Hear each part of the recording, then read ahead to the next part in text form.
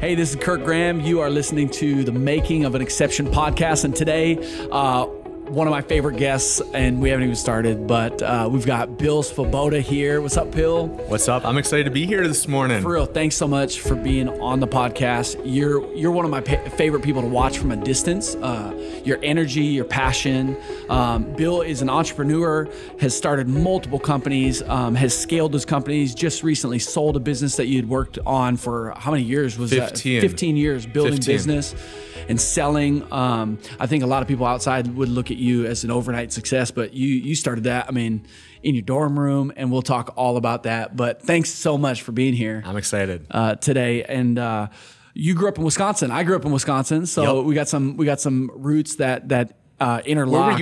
Where were you from again? On Alaska. On Alaska. Yeah, right outside of La Crosse. Yep. And you Milwaukee area, Brookfield, Waukesha. Yeah, totally. Yeah. So we were just on that. We lived in Kenosha for a couple years, and my dad was an associate pastor at it's called Kenosha First back then. Now it's Journey Church. But so we lived on the east side, but then I grew up first grade to junior year on the west side, Wisconsin. And our dads, funny connection, we were just talking about, our dads would be kind of counselors at the Bible camp that we grew up going to Every summer, which is amazing. So, and both your younger brothers, we would have overlapped, but Yep. and then your youngest brother too. I'm just connecting the dots for Connect people. the dots. Yeah. Connect the dots. But Michael, your youngest brother, Mikey, the coolest dude. We were college roommates when we went to North Central. So I love.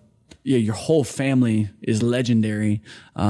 means a lot. Yeah, I love family's everything to me, and it's just people always look at us and like three boys who are doing stuff in life, and it goes right back to mom and dad, how we were raised and stuff. It just dad was solid, mom was solid. Yeah, unbelievable. Yeah. Oh, I would love to hear a little bit more about your family, but tell us where you're at today, kind of what you're working on, and then we'll kind of backtrack from there. Yeah, I think a lot of people have known me for starting the t-shirt company out of my dorm room back in the day. And throughout those years, I've also had these side projects and things. And it's been really fun, I think, the creative process. I just kind of always have this itch for something more. I kind of look at where there's an opportunity and boom, let's just do it. Yeah. Like, let's get going once I'm passionate about people. Yeah. That's my biggest thing. Like for me, starting a t-shirt company, it was never about t-shirts. That was boring. It was about the people wearing it and the event and making them feel like this was the best experience I've ever had. Yeah. And that was literally it. And so I recently sold that business. It was probably one of the most challenging seasons of my life, selling a business. And I don't know if anybody listening to this has ever sold a business, but it's almost one of the most lonely feelings. You'd never expect it. Like, interesting. You absolutely go through like seasons of almost like grief and depression, and like you can't talk to people about what's going on, and you're very insulated. You're saying you can't talk to them because you're in negotiations. Yeah, so you can't tell your friends necessarily, or your clients, or people employees. Your employees especially, and it's a really lonely season, really lonely, and and at the whole time you're going, is it gonna happen? Is it going to happen? So every morning you wake up and you're just like, what's the email going to be today? What's the phone call? And not to say that it's like the worst thing ever. I'm just saying that it was a lot more emotionally challenging than I ever expected. Yeah. Because also over the past few years, I started another business in a totally different industry in real estate, specifically the land title. Yeah. So when you buy or sell a home, you need title insurance on your property. Yep. Title insurance basically says that you own that property. There's nothing on that property that's not yours, and that land is yours. We created basically a pizza tracker for the home closing process. I love that you call it a pizza tracker. Yeah, dude, a pizza tracker. We did this before Domino's even came out with their pizza tracker. We have the pizza tracker for title trademark. No way. And the whole idea is when you sign a purchase agreement with a real estate agent, goes to the title company. From that moment on, help title companies communicate better. Yeah. Because at the end of the day, they got to make the realtor who referred business over look good. Yeah. They got to make that consumer feel like they know what's going on. This is the biggest purchase of somebody's life in some ways. So often before us, it was just a period of dead of like random emails. The realtor would be calling, consumer would be like, what's going on? Our tool is just a pizza tracker. Lets them know, hey, this is happening. This is happening. You feel like you're winning. Communication. And it kind of goes back to, I think, my one of my biggest drivers in life is just caring about people, thinking a little more than the next company or the next person, or just being a little more intentional. And for me, it's like I said, it's never been t-shirts. It's never going to be title. It's people. And that's really the biggest thing. You're not the t-shirt guy, although that's what you're known for. You're not the new title guy, although that's what you will be known for too. Something there. Because you've been sharing just kind of the scale and growth of what's happening there. But people. And it's actually true for people listening. I mean, Bill walks in this morning as we're doing this interview with aisle bun and coffee, snacks, and wrote a little note to my family because I'm spending an extra day hanging with Bill instead of with the kids. I'm gonna bring that home. And you thought about me before you walked in here, and you're our guest, which is insane that you're doing it better than we are. And you are an inspiration. You know, the way that you live your life. I remember getting some T-shirts from you. And you shipped them to my house, and you wrote a handwritten note in there. Hey, thanks so much for the conversation we had the other day. Got a lot of value out of it. Here's a couple T-shirts, whatever, from what we talked about. Yeah. And just the level of care that you put in, not just the product that you're delivering, but the care about people. And so you should be known as the people guy. Yeah, I think for years I kind of had this stigma, like I'd always be at events like networking stuff and things like that. And I really kind of burned out at networking events. I've kind of become like not antisocial with it, but I've realized it's so easy to have a million shallow relationships, whereas you can kind of dig a little deeper. And that intentionality, I think like when you take it to the personal level and remember something and actually take the time to send something in the mail or send that random text about, I thought of you with this, emails, there's something powerful about the mail. There is something powerful. And one of my, I'll give this little tip away. One of my greatest little tools, if anybody wants to use it to like take a relationship to the next level in business, a book. But most books that people send, I get books, like people send me books. And when somebody sends me a book, I get it and I read the note maybe that they attached, or they'll just send it from Amazon. You know, whatever. And they're like, hey, you need to read this. They'll email me.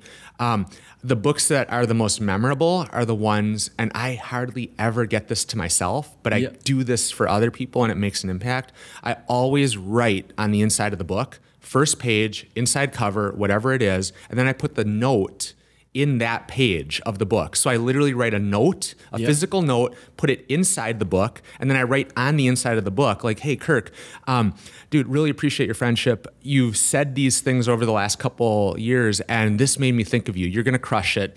Chapter 9 is my favorite. Start there. If you don't like that, the rest of the book, forget it. Keep crushing it. You know, and what I like about that is it's intentional, and the things that I keep. Think about, I have this thing, and I've gotten a little flack when I talk because people are like, oh, you're a little too blunt with this. But I say, stop sending thank you notes. Just stop sending thank you notes, because thank you has become cliche. I can send a tweet to somebody, I can send a Facebook, and you name it. Thanks for meeting with me. The things that I keep for a rainy day are the ones that it's like, hey, Kirk, or hey, Bill, really appreciated the time you spent with me today. I know you're super busy. The 2 things you said, I'm going to run with. I'm going to follow back with you. You're an inspiration. Keep going. You know, that's a better thank you. That's an appreciation. And that's what takes it to I think a deeper level. Not just appreciation, but affirmation of the person. I mean, 4 things that you just put in there. It's not just, hey, thanks so much, I love you, but it's thanks so much. Here's a couple things that you said that really inspired me to change. I'm going to circle back with you. I want you to know that it's changing my life or whatever. You're affirming the person. And I think there's so much, part of this podcast is talking about faith, and we'll get into your story too, but there's so much even biblically how we can lift each other up and speak life into people. And that's what sets you apart in the industries that you're in, because it's not, the industries you're in are not faith-based industries. But when you're living that way, people go, man, Bill is living on a level that we're not living on. I'm passionate about finding something in somebody that's worth pulling out. Like if I see something in somebody and I recognize that maybe the rest of their life feels like a mess to them, but I can notice that one thing that they're like, this is where you shine. I'm going to go head over heels about like, you know what? That is awesome. I love how you're doing that with your kids. When the whole rest of their life could be But they're like, yeah, I've really been trying. Yeah. Thanks for noticing. Everybody's doing something Everybody good. is. Yeah. And people, I think when you wake up in the morning, think of this. You put on the outfit you pick. Yep. You know, because you want to put yourself in front of people that day. You expect to be seen, right? Yep. And I think it's the same with like life. Like if we go in, people are looking for ways to be affirmed. Yeah. Everything you wear, everything you do is just because you're trying to put your best foot forward, hopefully. And it means a lot when you actually get that affirmation. Yeah. Like you look good today. You showed up, you know? Yeah. That means something to somebody, nothing to other people. But like you could, like words, we have so much power. I think it means something to everybody, you know, whether they express that gratitude or not. I think just the words, what you just said, the power of our words changes people. The life that we pour into people, it changes people, whether they like it or not. It affects them and can really change your life in a good way. How did you, I mean, you're an entrepreneur. At what point in your journey did it become more about people than what you're actually doing or the money you were making? I mean, everybody's out there to make money. Everybody's out there to, grow success or fame or influence or whatever. But when did it become a genuine thing? Is it just what you already said about your parents? Is there somebody that taught you this? That's a great question. I think my dad exemplified it growing up. That's the cliche answer. Like that's what people would always say. Yeah. My dad modeled it, and absolutely that's what started it for me. But here's what I realized in life. I got busy. I got really busy. My business was growing. Kind of the rehash of it, it was growing until the economy dipped in 08, 09, crashed hard, and I was in credit card debt, everything. I had no idea what I was doing. I stuck in it, kind of grew it back. I was just going through the motions, hated life. And at that point, my business was just growing. It was unreal. But I had this crazy thing, like years ago, I met the guy who founded Caribou Coffee, John Puckett. Yeah, no way. Awesome guy, founded Caribou Coffee. He now cousins to Kirby Puckett? Not cousins. Okay. You could not put those two next to each other. They would not look. But I met John Puckett, and he now owns Punch Pizza. Got it. And he heard my story about T-shirts, and he goes, "Wow, that is a commodity product." Yep. And I go, "Yeah, it is." He goes, "Have you ever heard of Harvey McKay?" And I go, "Who's Harvey?" He goes, "You've never heard of Harvey? Where'd you grow up?" And I'm like, "Wisconsin." He's like, "That makes sense. In Minnesota, he's a legend." And I go, "Who is he?" And he goes, "Well, Harvey started an envelope company in 1958, and he grew it. He just sold it for like $105 million. And you got to meet Harvey because he's selling a commodity, you're selling a commodity, and you're crushing it. You remind me of a young Harvey." And I'm like, "Cool." So I remember that day, like it was huge. So I kind of kept that in the back of my memory. I looked up Harvey McKay. Yeah, the owner of Caribou is speaking this to you. Yeah, I'm like taking notes. And he wanted to meet with me. Can I ever just record you saying that, please? I'm like, that is awesome. So I remember, though, I kind of put it in the back burner, emailed Harvey, the only email I could find, no reply. But I found his book at Half Price Books a couple months later, and I bought it, Swim with the Sharks Without Being Eaten Alive.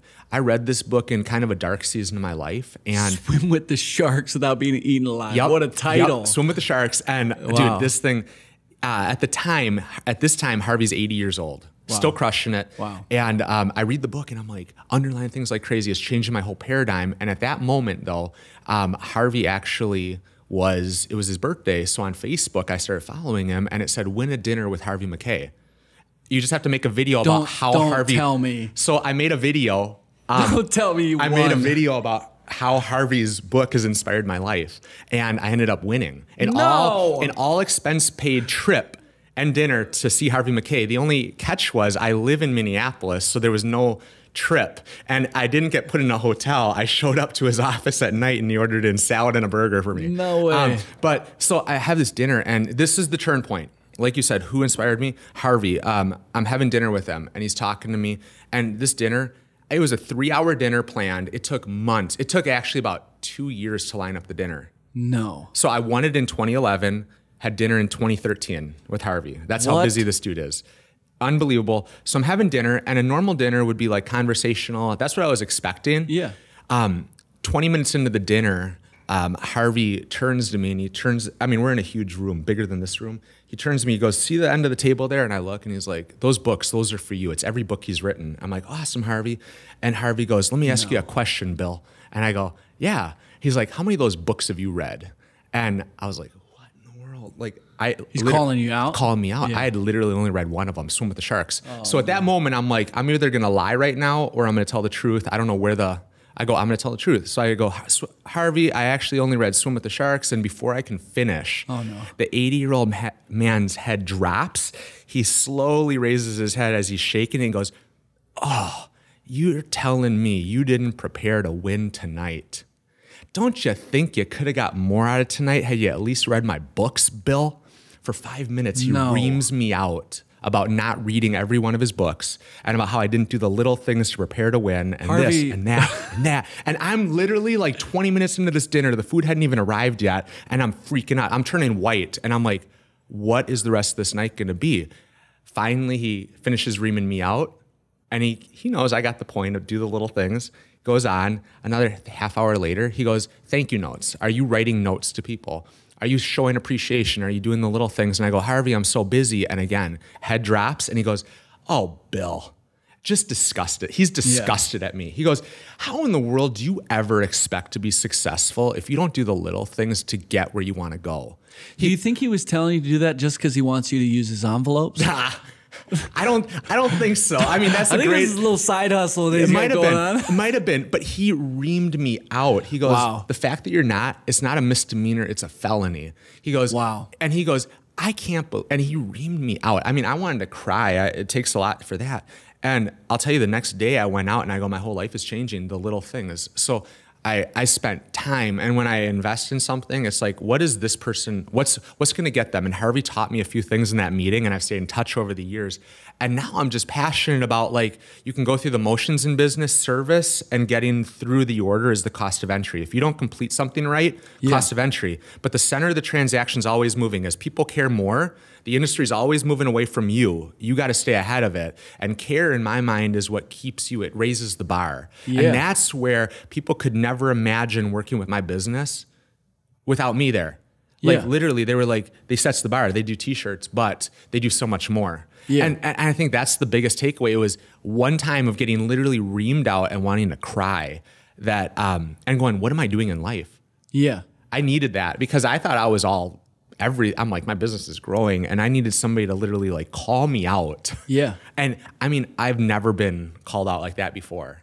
Wow. Literally to the point where I was like, I felt like the scum of the earth. Like, of course, how in the world do I ever expect to be successful? Why would I? Did it end a little bit more uplifting? He did that. There were 3 moments that night that literally were epic. Like, you wanted to die. Big, take me outside and just whoop me. Because he looked at me, he's like, if you won this dinner with me, I hope that this dinner changes your life and that you can impact others. Yeah. So he didn't just want to say like, you're doing a good job. And I think too many people in life are kind of just patting us on the back until they walk us off a cliff. Yeah. You know, like in business often people will tend to pat you on the back. You're killing it. And you're really not, you know it's not, but you kind of keep going. Yeah. And I really appreciated that. I mean, I couldn't even put it in words. Yeah. I wrote him the best thing after. That's a whole nother story. And, I wrote him a book and after that. I heard from his publicist that he had never received a gift like the one that I gave him after our meeting. She goes, Harvey was floored. Amazing. He goes, in all his years, and he didn't admit that to me. So I know Harvey's not going to listen to this, but that was a huge win. I was like, wow, that was cool. I took something from the meeting. So my question is, okay, you have a life-changing meeting like that. It changes shape of your business and what you focus on, which is incredible. How do you then, as you scaled business, you've had employees, how do you multiply yourself in regards to the care for people? So how do you teach other people to care like you care? Do you turn into a Harvey and you start dropping hammers on people? Or do you... How do you multiply that? Are you kind of the wake up call guy? Or you do it first. You have to do it first. That's the big thing. I invested a lot into the right notes that I thought were going to get the reaction. And before I knew it, like by me doing it, then I could train my staff on like, this is what we do. This is how we do it. We don't just write thank you for the order. That's transactional. As soon as the customer can go around us in a transaction, they will. If it's a relationship and we can move with them, we're always, because they're not going to order t-shirt. They're ordering t-shirts today, but they need this tomorrow. They're going to look at us as a resource, relationship. If we keep doing it a transaction, thank you. Yeah. Okay, we lose in the long run. I kind of came up with this thing years ago. I was challenged by a mentor, and he was like, what's your core value on this idea of customer service stuff? And I was like, we couldn't come up with something. And we kind of came up with this idea of 6-star customer care, 6-star customer care. And the idea of when you say 6-star, why 6? It's because Google only allows us 5. Yeah. Google only allows 5. We want to do one better than Google even allows. Yeah. So if we only got a Google 5-star review, I'm not happy. I want a 5-star with a review, and not just a review, but a glowing review with one of my employees' names on it. Yeah. Because I want to pat them on the back and be like, you did such a great job. That customer, wow, you made an impact there. One other thing, and I love this, like you can take this and run to the bank with it. Yeah. Do Great. it personally. I'm ready. do it personally, do it with a team, anything. Everything in customer, and I have a difference between customer service and customer care. Service is reactive. Yeah. It's like when you go to the oil change, you go to the service department. You have 2 hours out of your day, driving there a half hour, waiting. I hope the Wi-Fi is there. It's service. It's reactive. Support. It's reactive. It just has to get done. Yeah. Care's proactive. It's like the spa treatment. I didn't know I needed this until I got it. Now I can't imagine my life without it. So care. That's what I'm about. And I've realized over the last few years, everything is moving towards digital in terms of texting, emailing, phone. Yep. That's how business is done. Yep. It's not some slick sales guy face-to-face anymore. Yep. So how do you instill what care should look like online? And I came up with this idea called the Zappos Challenge. And the Zappos Challenge is this: give yourself $50 to $150. Give your team $50 to $150 each, okay? Yep. You're gonna write this off as a marketing expense for your business or for your personal life, whatever. They're able to buy whatever shoe they want on Zappos. Yep. Okay, you buy whatever shoe you want. Before you buy that shoe for $50 to $150, whatever you can afford, what you do though is you gotta do 3 things. First, you gotta call Zappos, ask 3 questions about the shoe. Yep. We gotta see Zappos right now is considered the best in online service. Really? The best. They win things year after year after year. They have the record for the longest customer support phone call, 10 hours and I think 43 minutes. And so my idea is you can talk about how to care more. Going back to your question, how do you do this with people? You can talk all day. You can have a whiteboard session and this is what we expect. Or they can touch it. And once you touch something, you can't avoid it. You're almost held accountable to it now. Yeah. And once you set a bar in your head of what it should be, you know what it is. So 3 questions on the shoes, okay, on the phone, okay, it's going to turn into 5. The next day, 2 days, second day, 1 question on shoes, 3 on that person, why they work at Zappos, how they got there, what did they do before, what was the onboarding like? Hey, I heard you have cool team building, you drop eggs from buildings. Hey, I heard they have a $500 employee quit program. If you're not a fit, just quit, they'll pay you. Tell me about that, whatever. You'll find so much stuff out, okay? Wow. That's day 2. Day 3, to get your 50 to 150, to get your shoes is you have to do this. You have to do a live chat because everything's moving towards our fingertips. Everything. If you're not good with text and email, you're not good in business. So how do we instill it on teams and in ourselves what it should look like? Start a live chat with the company that sets the standard. To see what it feels like. And then the big thing is transition it to an email. Ask them 3 questions on the shoes. Ask them to email it to you. Like, can you email me that? I just want to have it at my fingertips, in case I have another question, whatever. Now, here's the big thing. Going into that, you're going to have each person or yourself take notes on like, what do you think? What are your 3 questions? What are your 4 questions? And then talk, like assumptions that you thought. Realizing Zappos wins award after award and this and that.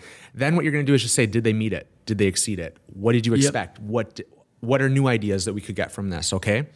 Then what you do, basically what you're going to realize after this whole thing is Zappos, this is where the big win is. They take it from the product to the person as fast as physically possible. So they want to stop talking about shoes faster than anything. They want to talk about the person who wants shoes and why they want their shoes.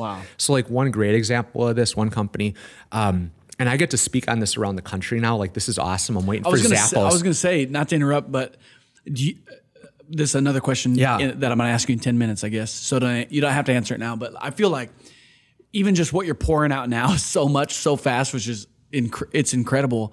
Do you feel like your long-term future is not just going to be the businesses that you built, but that's the legs you stand on to actually affect other people's lives and businesses 100%. And consulting and all that?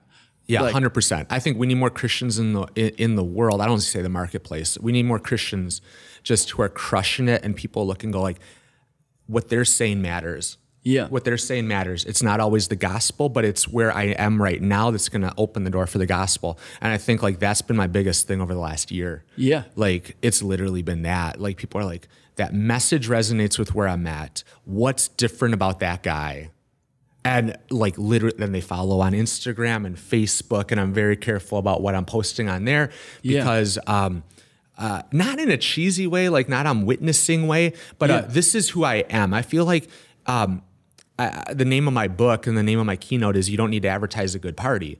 And I say that because it advertises itself. And it's like, once grace touches your life, you don't need to try. It just oozes out of you. It just drips. Same thing. Can't help. Yeah. If you love a product, you're going to talk all about it. Yeah. And that's what I think God is in my life. Not God, but my relationship with him. And I just can't help but put it out there. But I'm very careful about how I say it because I've realized a lot of people look at that and go, oh, he's just one of those. Sure. They just write it off. Yeah. So instead, you're just living this. And everything that you're saying, anybody could do outside of faith. Yeah. But I think my own opinion, I think it takes a level of faith in something bigger than yourself. And for us, it's Jesus. But to actually, for it actually to be true for us, to say we actually care about people more than the business. We care about people more than the money. I think anybody can say, oh, I'm going to do those 3 steps that Bill was talking about, and I'm going to make a ton of money, but to actually care about it, I think at the core of who we are, it's believing something bigger than ourselves, which is amazing. And I didn't mean to interrupt, but I think it's a genius move, what you're saying about the Zappos shoes thing. It's I'm waiting for them to be like, hey, we've heard about you. Would you come talk to our employees? And also you're wasting so much of our time and money because you're sending thousands of people to go ask questions about shoes. I wonder how they'd look at it. Like, I'm waiting for the day that I get the call from whatever. And you're causing a serious backup and problem. But thank you. We're getting so many orders. For real. I should get a check from them. Like, you should.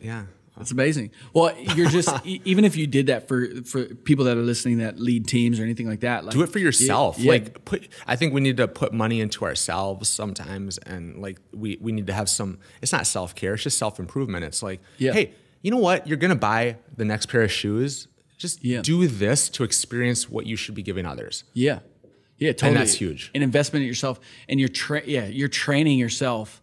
What you said is brilliant, and again, there's so much that you're pouring out right now that to even digest it all, people are gonna have to listen multiple times. I'm gonna have to listen. I got a whole thing I can email also. Like, I can get you a thing if they want to download like the Zappos challenge, like how to do it. Whatever you send us, we can put it in show notes and people can download it. It'd be great. There's so much that you're pouring out, but I think investing in yourself is huge. Investing in others and training, like, and learning from the best. What you said about once you experience a level of care, it's hard to continue to live your life without living up to that level of care. Yeah. Do you think in your life? I don't know if you've ever thought about this before. I'm sure you have, but is there a fear in you to live a life that is less than what you were created to live? Dude, every day it's fall short of basically the standard that you're talking about. Do you ever feel like, man, like a fear to fall short of, because we live in a world that's like, you're killing it. Yeah. That's a great question. I think like there has to be something within us that kind of creates a tension between where we're at today and where we're gonna go, where we want to go. And the biggest thing that God's really been like working on my life lately, I've been reading a book I should have read years ago, Sun Stand Still with Stephen Furtick. Yeah. And it's unreal how like God kind of has these seasons in your life. It's not always the book. It's like a theme that plays out everywhere. And God's just been speaking to me about how like in Moses' life, like God has this big moment of like the burning bush, and he says like, I'm going to take you here. And, I'm going to take you to the promise. Moses had no idea where that was, nothing. And if you think about it, and then I'm going to bless, and in Abraham, I'm going to bless you so big and this stuff. And they had no idea what the next step was. If you think about Abraham, he was blessed. God promised him generations, and he didn't even have a kid. He couldn't have a kid. And he was old at the time. And then he had a kid. And then what did God tell him? Kill your kid. And it's like, my big prayer now is like, God, you're promising me these things. You've promised me blessings in life, like these things. And it's not a prosperity gospel, but you've promised me things. I just want the next step. Thank you so much that you're going to provide the next step. Yeah. Thank you so much. I think like we often ask God, and I started telling God, like, God, thank you that you have these things in my life. And I just thank you that you're going to line up the next step, the next text, the next deal, the next, you name it, the next day. And I think it's so easy to we do it to ourselves. I'm on the tail end of the millennial spectrum, but it's like, we're constantly between now and then, Yeah. And that tension's horrible. Tension's horrible. Like, you look at Monday and you can't wait till Saturday and you stop living the week. Yeah. And that's how I feel like in life it gets, where you almost go like, why am I doing the little things? I'm not seeing the results. Yeah. And that's the hardest thing, when you wake up in the morning, but you just keep doing it. You just keep doing it. Yeah. You just keep doing it, and you start getting gratification from it. It's not something that you're going to post on Instagram and get likes about. Yeah. When you do something to help somebody, you do it because, like, this actually, you know that they matter so much and they deserve it. Yeah. And that's the type of businesses we should be building, the type of everything. Like, put the attention, put the care to details. Like, that's the way I think about it. Yeah. And the proof is that you've gone ahead and lived this way, and you've learned from people that have lived this way that it's successful. Yeah. There's another guest that we had, Spencer Hutton, and he said it's Jeremy Bardwell. Sorry, he said what's best for people is what's best for business. Yeah. And that's exactly what you're saying. Is if we focus on people and what's best for them and how to care for them, it'll turn out long term. There's short gains you can get by cheating people and lying and not caring and skipping the small stuff, but what you're saying is long term, what's best for people is best for business. Well, think of this. Genius. I'll give you a very practical business example. Yep. And you'll run with this somehow. I don't know. Netflix didn't put Blockbuster out of business necessarily. It's that Netflix allowed people to do what they wanted to do when they wanted to do it. Wow. Blockbuster didn't. Why are taxis struggling? It's because Uber and Lyft allowed you to do what you wanted to do when you wanted to do it on your time, where you wanted to be.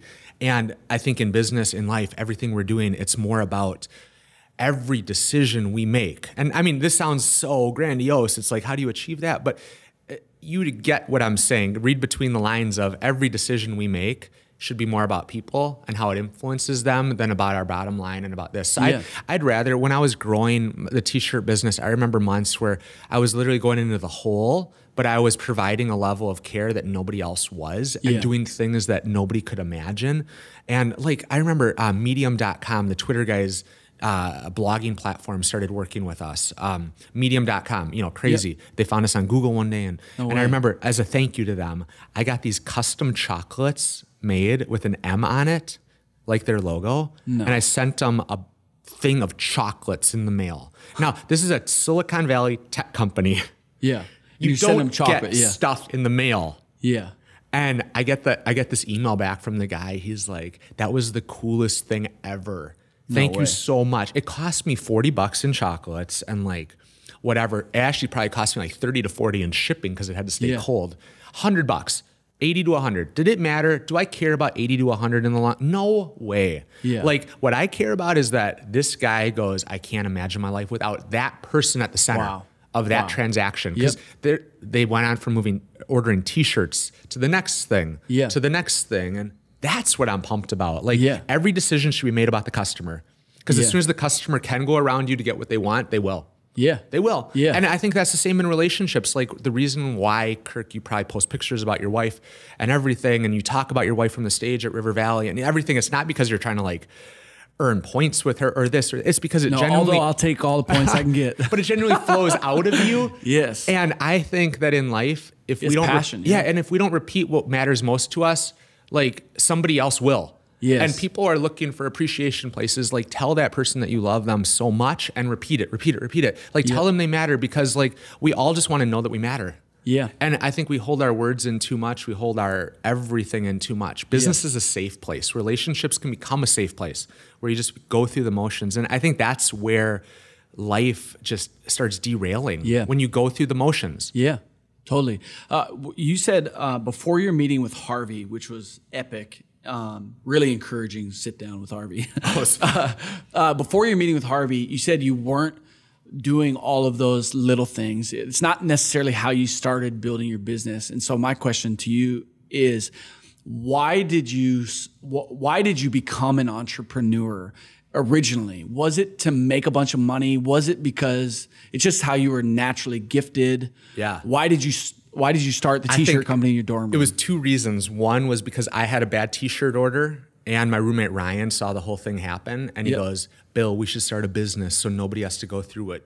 Well, we just expect, and it goes back to that people thing. And we were both business majors, and I was like, of course that makes sense, Yeah. The second reason was so that we didn't have to have a job, so we could buy a ring for our girlfriends. That was our whole thing. Like, why do I want to work for somebody else? Like, I'll just do my business and get enough money to buy a ring. Because that's what you do when you're in college. You save money for that ring. Yeah. Ryan and I grew that business. We kind of parted ways when we both graduated. Yep. And he moved to the East Coast, started doing consulting. He's crushing it now, doing his stuff. He's got a family. He did take the money that he made and bought a ring. I unfortunately didn't. I don't say unfortunately. Like, I know God lines up everything. I didn't meet that right girl in college. So my ring fund, I joke when I speak to colleges and high schools, my ring fund is very big right now. But I didn't. But that was our intention in college. It was just like, oh, for sure. Hey, like, let's just make money to afford a ring for our girlfriends. Yeah. And it became something that we're taking what we did in our classes and put it into practice. And the day that I knew the business was legit was, I remember, I get a call. Our phone numbers were on our website, our personal cells. And I get this voicemail from somebody at Augsburg, and they go, Mr. Svoboda, I know you're very busy. And this is like 10:30 in the morning. It's so funny. I know you're very busy. You're like, I'm just waking up in my dorm room.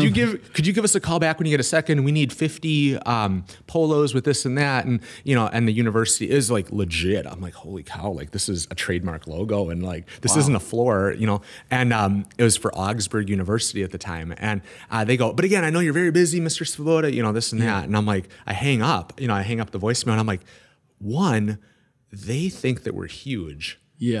That we're just t-shirts and everything all hours of the day. Yeah. Two, they think I'm probably like a 40, 50-year-old man, Mr. Svoboda. Like, they have no idea that I'm like a 20-year-old kid. And that was the day that I knew we were legit. And we did that order, and then we grew it, and we grew it, and we grew it. And what are some of the coolest customers you had over the years? I know you had a Facebook order come through. Facebook is that they were a really cool one. The one that gave me chills was when Google found us, because coming out of 08, 09, the economy was horrible to me. It was horrible to a lot of people, and you just hung on. And at that point, I was selling junky Gildan t-shirts and Hanes, like the ones that are stiff and whatever. That was what t-shirts were. Yep. Coming out of 08, 09, the best thing happened for me. I think God uses all things together. We're going to use that line like it's just, that's plastered. God will. So I lost basically everything with the business, and I'm in credit card debt, everything. I'd never printed a shirt in my life. That's a big thing. Like, we always outsourced, and we held our printers to the highest standard. Yep. I never printed, so I had to let go of my one employee at the time. I had a guy who was going to become a business partner in the business as things were growing. We had an office, lost everything, and it's just me. I moved into Starbucks and Caribou's to do customer service from my cell phone. I'd like, the phone would ring. I'd be like, hello, sorry, the machines are going crazy here today. And it's the espresso machines. Yeah, it's the blender. Not the screen printing machine. Customers didn't know. But I had this big epiphany as I met all these other entrepreneurs. You think the economy had just been horrible. So a lot of people weren't in corporate jobs. They were figuring out their own thing on the side. Side hustles were starting big in 10, 11, 12. I met all these people who were crushing it online, and I'm like, that's what I need to do. I need to become not a company that goes to events and gives away free shirts to get orders. I need to have people find me on Google. So I had this big epiphany, like, I'm going to call a product what a customer would call the product. Yeah. So instead of calling it the American Apparel BB401, which is the American Apparel 50/50, one of the most popular, I called it... I'm not sure what you're talking about, but I'm going to pretend I do. Just nod. I called it what it said on the tag, American Apparel 50/50, and I put custom in front of it. I basically took a credit card out, a line of credit to afford a new site. It cost like $36,000 or something. I forget. It was a lot of money. And I'm like, I'm putting all the chips in right now, all in on this. Like, I'm going to go in. If it works, it works. If it doesn't, okay, I tried my hardest. So November 2011, come out with the new website. And basically, I am expecting, just like all entrepreneurs are, like, I made something, people are going to care. You know, like, well, November comes around, nobody cares. You know, like, we're still getting orders, but the orders are from existing customers and from vendor relationships. And December comes, nothing. really new. January. And you're thinking, I just spent $36,000 on this. Oh, I was killing myself. Like just, what in the world? February comes around though. And I'm sitting at Starbucks in Roseville, Minnesota by Rosedale Mall, right off of 36. And I'm by the drive-through window. And I remember it was like 4:00 on a Friday night. And I'm checking my email and I get this contact message from somebody, Sophia@google.com. And I'm like, psh. I read it quick and it's like, I need 70 American Apparel 50/50 t-shirts with this and that. I'm like, deleted. This is spam. It has to be. Google is not emailing me. Like this is somebody in India who's like spoofing it, asking for web links probably, once I reply. So I delete it. And then a few minutes later, I'm like, what if that was real? Like, what if Sophia at Google is actually legit? Like, why is it just Sophia@google.com too? Like, who is it? So I go back to my deleted folder. I open it up and I'm like, holy cow, this is legit. She wants, 70 American Apparel. She tells me how many colors. It's the number of colors on Google's logo. And I'm like, this is legit. Yes. So I email her back and I'm like, hey, we'd love to help you. I call her and this is my big line. I'm like, hey, Sophia, Bill here with Co-Ed Monkey. Just want to, we'd love to help you. And, I'm playing it like we know the biggest thing. Yeah. And I'm like, hey, we always like to know, how'd you find us? Always starting today. Yeah. As of right now. You're the first Google order ever, and it's before. Google. Yeah. And she gave me her direct number. So, and we always like to know. And she goes, I think I Googled and I found you. And then I go, well, we always, starting today, because this is the first time anybody's found me on Google. My site's actually searchable, and all the years of like rough and everything, the theories and the people I met that helped me come up with this are paying off. I go, we always like to know, what'd you search for? Yeah. And she tells me, I think I searched for, custom American Apparel 50/50 t-shirts. And I'm like, score. My entire theory. Yes. My entire theory paid off. And I was like, holy cow. So we get that order done and it was for the tab. This is when the iPads were brand new. Yeah. So this was for the tablet search division.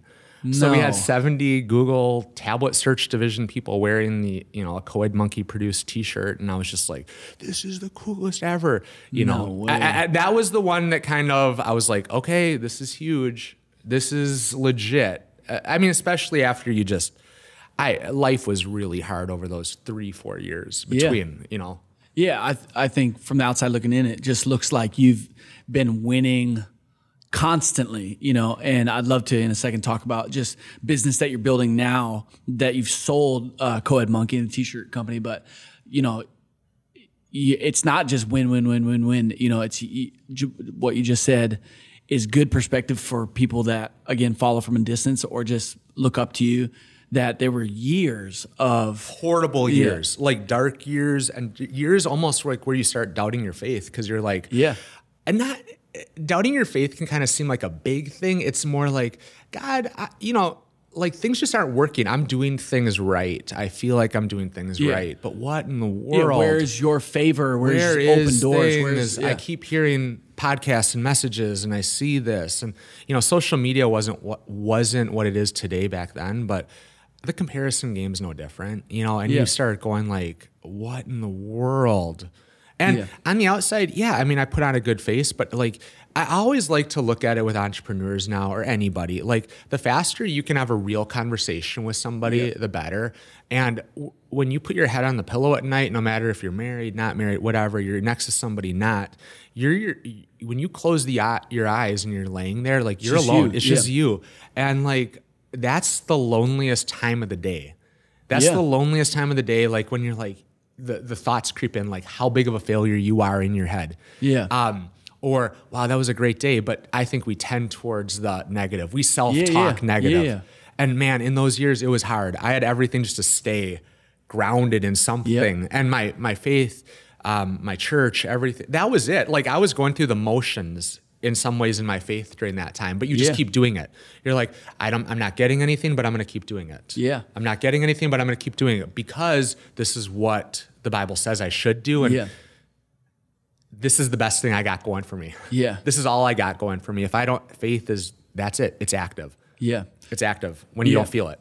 Talk about a little bit of your upbringing, family, 2 brothers, and just faith journey growing up. Like I know you were raised in the church, but Well, yeah. What was your perspective of, did you always want to be a business owner? Yeah. Kind of that faith and also just trajectory of your life. I'll give a super short version. Yeah. My family, mom and dad growing up, Milwaukee, strong Catholic family, everything that way, both sides. They had this big thing where I'm about 2-3 years old. Yeah. And my dad started life kind of hit again, life hits, and he had questions. Yeah. And he started going to his priest and like, hey, what about this? What about this? And my dad got to the point where he kind of got so desperate for answers with stuff, he started reading the Bible. Yeah. And he's like, whoa, what about this in the Bible? And what about this? And and I know there are great Catholic churches too and everything like that. There are great Catholic priests who are crushing it. His priest was just like, don't worry about it. That's for me to worry about. You just keep coming to, service. And my dad got this like, what? I need to figure this thing out, Yeah. So he started reading the Bible more. Yep. And he started watching the televangelists on TVs. This is the era of like big hair. Oh yeah, big hair. It actually still exists, by the way. It's still out there. Yeah. So he's watching this and he starts hearing about a relationship with Jesus, and he'd never really heard about that growing up.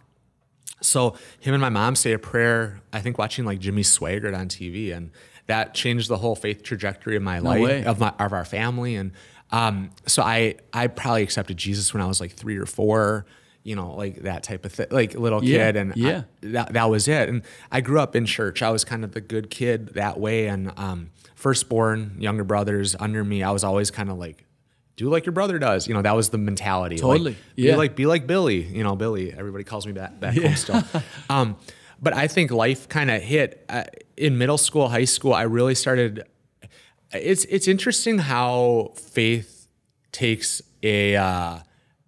it needs to become your own. Yeah. And it wasn't that I had a big rebel stage in my life. Yeah. It was, I started doubting God's love for me a lot. Yeah. Like, interesting. Really started doubting it. And this has become something I've related with a lot of people on, but it's like, am I good enough for God? And the message of grace became a message of, I was saved. I haven't, I said this prayer, but does that really do it? Yeah. Is that really good enough? Like, shouldn't I be doing something else? Or shouldn't, and I lived basically like my high school life into college really just with this cloud over me of like never feeling like God was like loving me. And I didn't have that from my family, nothing that way. I talked to my parents about it, but it was a real big struggle. And I'd go through these lapses where I was just like, I would doubt my salvation, or did I do something wrong that God would literally like just cast me away? Yeah. And I mean, it was the loneliest time when you feel like God doesn't love you. Yeah. And and I really relate with people who that's been their struggle. It's a lot of people. A lot of people. And it's something that you hide and you kind of put the smile on, and you might even raise your hands in worship, but you're like, man, I don't know if God even loves, and so I knew all the things, but it didn't hit my heart. It didn't have a real resonation. So, it actually got to the point where after college, I was just kind of dipping in life where life hit more. And as my business, Bible school, and I went to Bible school and I'm doubting my salvation and this and that. And I'm really struggling with like God's love for me. And it's not because of, I looked at it like my life wasn't crazy. I wasn't doing anything, but I never could live up to what I thought God's standards was. Started going to a great church after graduating, and I heard God's message of grace. And that was what really opened my eyes more to it. But I still needed more. And I remember I'd always process this with a buddy of mine. I'd be like, Alex, I'm really struggling with this thing. And he walked me through it. He was strong in his faith. And I remember though one day, and this is maybe an interest. I think this is something that people should talk about more. Yeah. I started actually, my buddy Alex, he goes, Bill, we've been talking about this for like a few years, like how you view God, how you think God views you. Yeah. He's like, maybe you should just see it like a therapist to talk about it. Yeah. And I was like, I don't know. And he got to the point where he was like, Bill, you just need to talk about this with somebody like actually.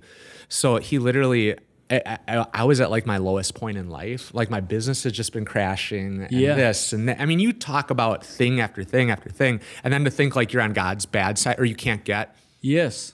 Dude. So I remember, and this is like a big shout out to Alex with stuff, like one of my best buddies. He lives in San Francisco now. He's crushing it over there. And he literally took my cell phone out and made a call to a Christian therapist and was like, and he made me talk, and I scheduled a meeting. And I remember I had to unpack a lot of how I viewed God with that therapist in a safe place, that I could actually express things that I was even I never even put words to my feelings how I felt about God. Yes. And over the next year of just processing stuff, I had the most freedom. And I think that's been one of my biggest, I would not be where I am today if my buddy Alex had not picked up the phone and for me, dialed the number and like, it's kind of like that story in the Bible of like the paralytic whose 4 friends took him up, and he dug the hole in the house and lowered him at Jesus' feet. Like, do you have friends in your life that are willing to do that? It's interesting. There's not this level of detail in that story, but I think like, what if that paralytic didn't even want to go? Like we don't know. I'm sure, That's a good point I'm sure you could just make the case like for sure he wants to go, but like, was there shame or guilt back then? It was like you can't walk because of sin in your life or your parents' life or like that's how it was viewed. And so maybe the level of shame that this guy felt, again, I'm just putting my own thoughts into it. It's a good example, but I've never thought that way. But maybe he didn't even want to go, and his friend said, "Whether you like it or not, we're taking you." You've been paralyzed your whole life. Yeah, I've been paralyzed my whole life. Like I don't deserve to be better, or this is just what I'm. This is as good as it gets. And and that's what Alex a really did good point for you. Just saying, hey, we've talked about this enough. Yeah, and whether you like it or not, we're making a phone call. And honestly, like seeing a therapist, I think we often in the church culture don't talk enough about like. Here's the thing: as you're crushing it in life, you're gonna touch things that take you to a new place that you never thought of, and you need somebody to help you process it. And I think as you become more successful or just go through life more, whether it's a therapist or people that you're dealing with things that way, like it's not a bad thing. It's something that keeps you within the rails better. And I like you'll listen to some podcasts of very successful people who I'm just like, wow, they keep it. And it's just about asking the right questions. Why do you think that way? That was one of the biggest things, one of the biggest questions in my life that his name was Sean, the therapist. He asked me, he goes, Bill, we've been talking about this situation, like how you view this process, the whole, how long now? If we weren't talking about that, what would we be talking about? Yeah. I had zero idea because I let that thing take over my entire life. Yeah. That was all I wanted to talk. That was everything. Yeah. And I had zero idea. And I remember that was the turn point in my whole thing after like 7 months of seeing him. This is like 2009. I don't remember. I said, oh, well, I just saw this movie actually last week. And he's like, tell me about it. And that literally opened up one of the biggest conversations that like totally it had nothing to do with the situation, but it had everything to do with it because that movie sparked an idea in my head that I was like, I want that. Yeah. And he's like, why? Tell me about that. Yeah. And all of a sudden, so if I get to talk to a lot, like I just talked to a guys group at my church a few months ago, and I was like, so often in life we get fixated on our issue. We get fixated on this struggle that we have, like this struggle, I'm never going to get over this. And I'm like, you really just need to stop and change your focus on stuff. If I wasn't thinking about this all day or talking about this, what would I be talking about? Yeah. Most times you just don't know. So that's the easy default. Yeah, totally. So let's start talking about something else. That's the biggest. Just start talking about something else. That's the biggest thing. As anybody listening to this, it's like if you have a friend that's going through a lot, and that's the thing they're always talking about with you, just be like, hey, if we weren't talking about this, what would we be talking about? You'll take that relationship to the next level. Yeah. Because people, I think, want that. They don't know they want it though. They've never been, there are certain questions, and I wish I had a little book of like questions that are like like take a relationship to the next level. That was one that like literally changed my life. Yeah. You should write that book, by the way. Yeah. It would be like one line right now. It'd be that'd be the first page. That's all you need though. Get started. It's awesome. I'd love to hear just a little bit of the journey of you sold the t-shirt company, and right now you are, I mean, it feels like it's at the brink of taking off, but I know it's already, I mean, it was a side project getting into the title company world, real estate world. It was a side project that you started, but now it's your new venture and where you're spending most of your time, as well as speaking around the country. But within this sector, what are you doing? You talked about the pizza tracker already, but kind of where's it headed? Where's it going? Yeah, so my business partner, Paul, I have two co-founders with me, Paul and Jeff, both awesome guys. And then we have a few other guys on the team, lead developers. Some of them have equity also. Our team is just strong. Like our team is strong. And years ago, Paul and I were in a men's business Bible study. And I told Paul one day, I'm like, you and me, we're going to start a business someday. Like we're going to do it. That was like 2008. Yeah. Something like that, And then fast forward, like we have a business and, but so Close Simple, that's the name of it. The whole idea, help title companies. Close Simple. Yep. All one word. And it's how do we help title companies communicate better during the closing process? Yep. I was speaking in front of a huge group a couple years ago, actually, and it was a bunch of... Was it the TED Talk you were doing? Not the TED Talk. Okay. That was 1,800. I'm just throwing it out there. Not that one. Yeah. This was 150 people, and 150 people who knew nothing about title, and I was trying to describe what title is. I realized as I'm talking, nobody cared. Nobody cared what title was. But then when out of frustration, because I'm looking at these people, look at me. There's no light bulbs going off. No light bulbs. And I'm talking about how this industry and this, nobody cared. And then I literally point back at the screen, almost in frustration, and kind of throwing the towel up. Like, I'm done. I go, look, everybody, we basically created a pizza tracker for the home closing process for title. And everybody was like, oh, we get it. And simplicity, like that was the biggest thing. Now what we're doing is, we integrate with the software that your purchase agreement goes on when you sign it with a realtor. Yep. Goes right to the title company, sends automated text messages, emails to the consumer. Yep. Realtor, lender, everybody. Like one of our greatest stories, I love this story. We have one title company in Texas. She'd been on Close Simple for 3 weeks, and she just goes, okay, this is the greatest tool ever. Now she can communicate, finally. Yeah. She gets a meeting with a real estate broker, and this title company had been doing about 200 deals a month. 200 deals. Yep. That's good. Yeah, that's good.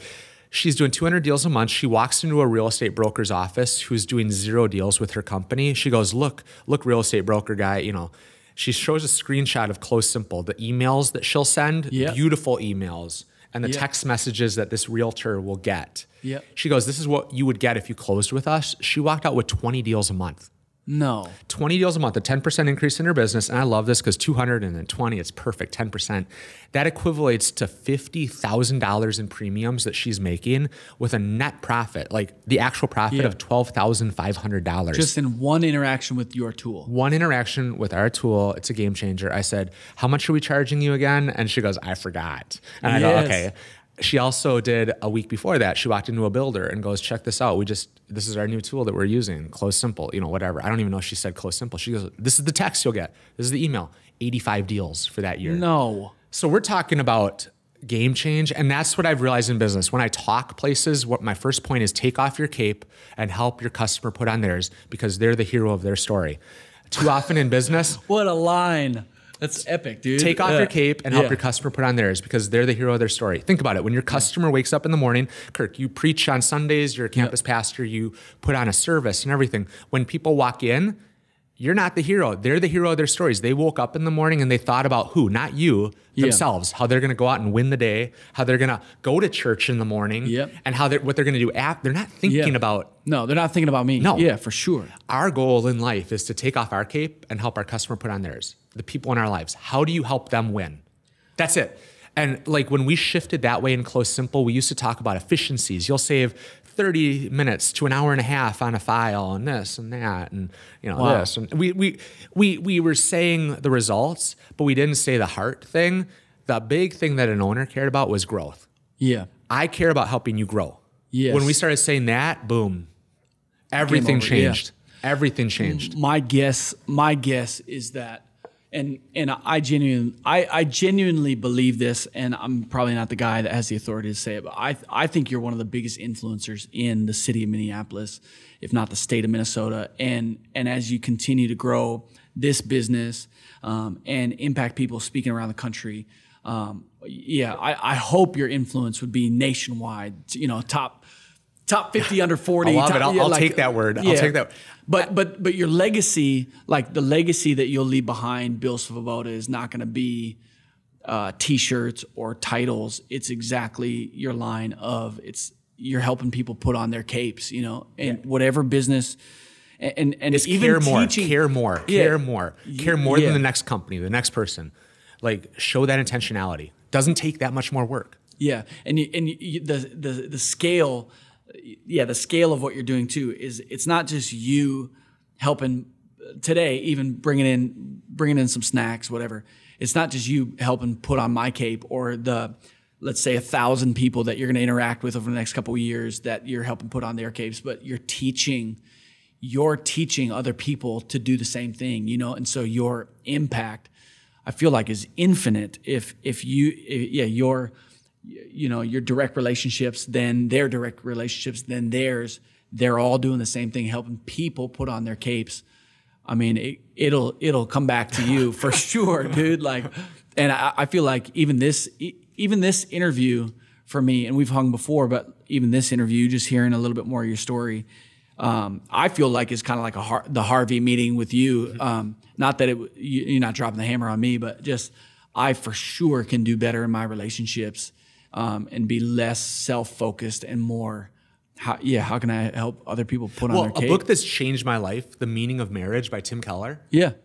Unbelievable. He talks about how, I'm still single, but it's one of those things where it's like, it's changed my entire outlook on dating even. Yeah. Finding somebody that you want to serve for the rest of your life. Yes. And in marriage, you're married, and you guys look like you have a great marriage. And I love seeing Kaylee even on the stage at River Valley when I come. And but it's like you're serving her your whole life. And the whole goal is to help her become the person that God made her to be. Exactly. So someday you see her in her full glory that you kind of pictured. Yeah, totally. Like, and that's what I think, like, that's my goal. Like, my prayer is not like, help me to be successful. That it's help me just to be somebody that can help other people and give me the character. Give me the character, because like God could snap his fingers and promote you tomorrow. Yeah. But the character throughout the whole Bible, the thing that kept people back was the character to support the promotion. Yeah. Wow. Like, think of that. Like, the thing that throughout the whole Bible, God could snap his fingers and promote somebody, but it was their character that didn't allow the promotion to stay. Yes. And that's our biggest thing. It's like, God keeps speaking to me. I'm so stupid and so short-sighted at times. If I'm ever going off track, knock me in the head. Don't let me sleep at night. Yeah. Like, you have full reign, God. Get a hold of me. But give me the character to support every place that you want to take me. Yeah. And that's it. I agree. One of the things my dad has always said, from us growing up, always talking about character, and I know your parents are the same way, but that his prayer for his kids, for me, is that my platform would never outrun my character.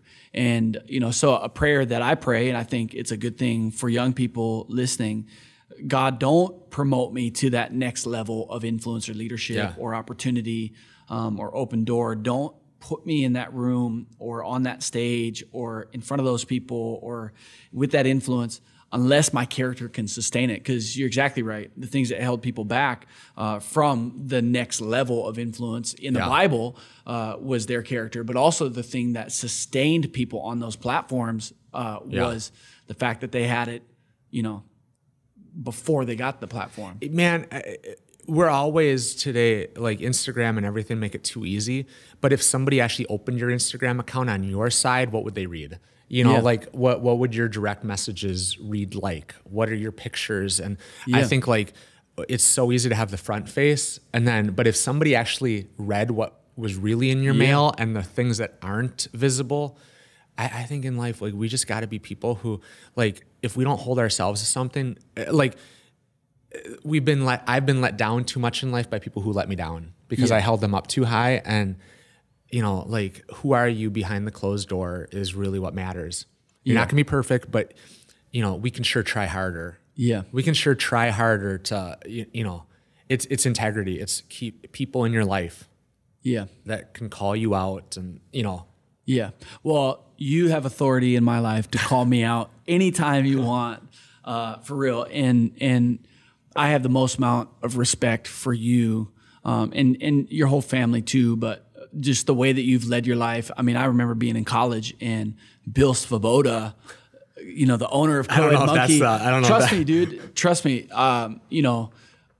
You are somebody that I've looked up to for a long time, and I've been grateful to be able to get to know and spend a little bit of time with. And I've never left hanging out with you with the same that I had before. I've always left with more.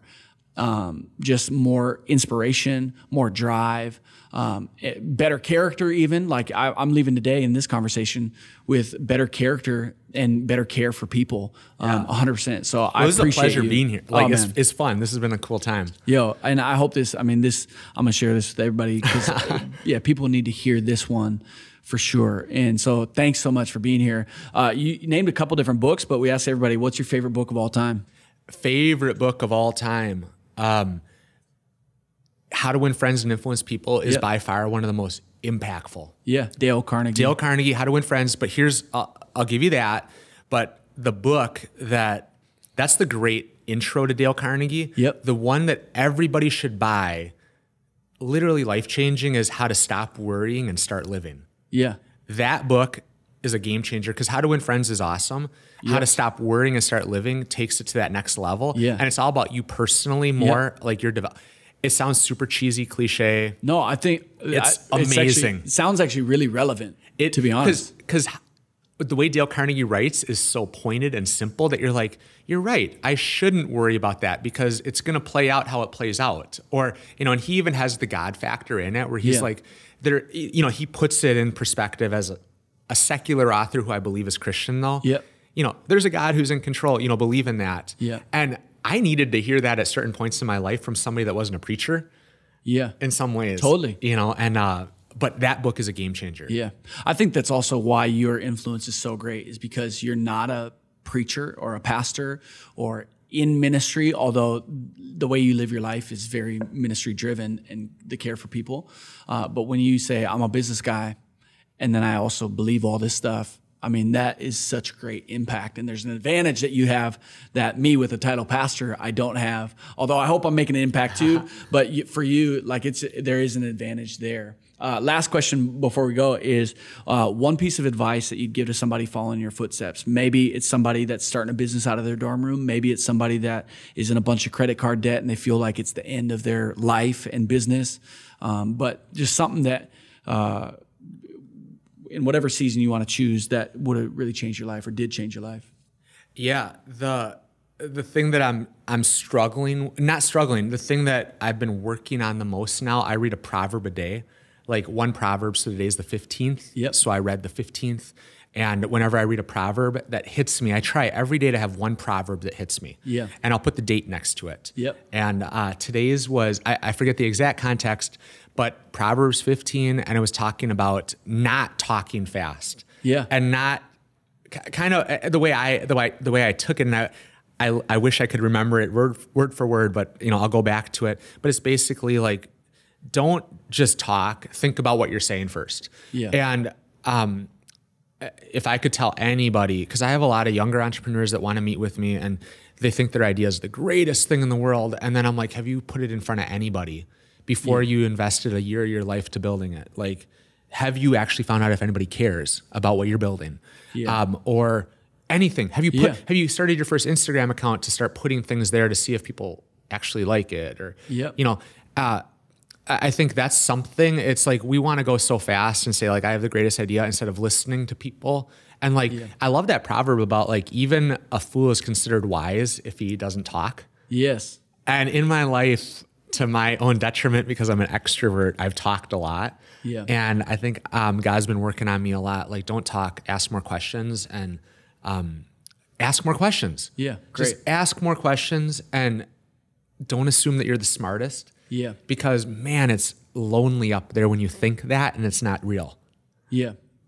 So that's I think the biggest takeaway is if you're younger in business, whatever it is, just ask questions, read books, go into things listening, not ready to share your story. Ready to share your story. Listen. That you're going to win every time. Yep. That's how you get favor with people, by listening to them tell their stories and asking them, how could I do it better? And then following up with them a month later. Hey, I did what you said. Yes. Oh man, that's powerful. Yeah. That's how I've gotten so many amazing relationships in my life with people who I would never think would ever.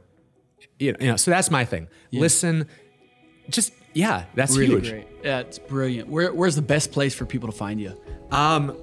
Right now you can follow me on Facebook or Instagram. Like, those are the best right now. I'm going to be doing BillSvoboda.com in the next, I think, month or two, because I'm doing so much speaking right now. I've been just running. You already own it, right? Yeah, I own BillSvoboda.com. Somebody's like buying the domain. Yeah, but I mean, Instagram, I'm not the most, I think my stories are where more of my life comes out that way. But it's like, right now, that's the best spot. Yeah, BillSvoboda.com launching soon. Bill at BillSvoboda.com if you got a question. If you want more like Zappos challenge stuff or a bunch of resources, I can email it all over to you. I love being a resource for people that want to get where they want to go. Yeah. Just help me help you win. Like, tell me what you need and I'll give you the resource. I'll give you the idea. Ladies and gentlemen, Bill Svoboda, thanks so much for being here today. Thank you. This is awesome. We love you, man. Hey, thanks so much for watching. If you've enjoyed this, we'd love for you to subscribe to this channel. We've got new episodes releasing every single week. We'd also love to hear your questions or comments. You can comment below. You can also find us on Instagram at Exception Podcast. And I want to give a quick shout out to our producer, Tissel. My name's Kirk Graham, and we'll see you back next week.